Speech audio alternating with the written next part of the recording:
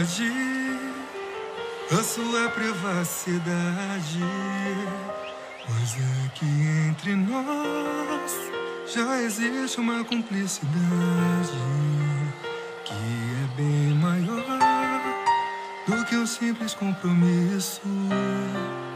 E nossa relação tá correndo um grande risco. Você está sendo ciumento, possessivo, sei lá.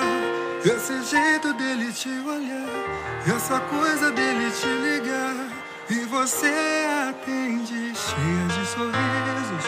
Quem sou eu pra escolher ou julgar os teus amigos? Se põe no meu lugar, e se fosse comigo, não queria entender numa boa se existe outra pessoa. Ele não, meu instinto tá pedindo. Ele não, sinto teu amor fugindo pelas minhas mãos. Uma mistura de certeza e incapacidade.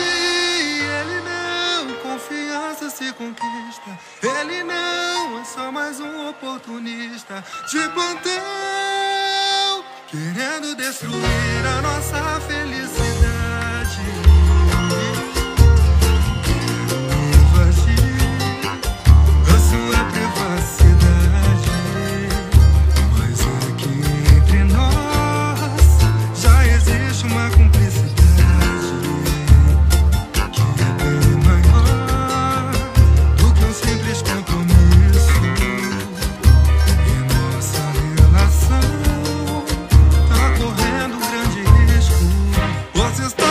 Ciumento, possessivo, sei lá.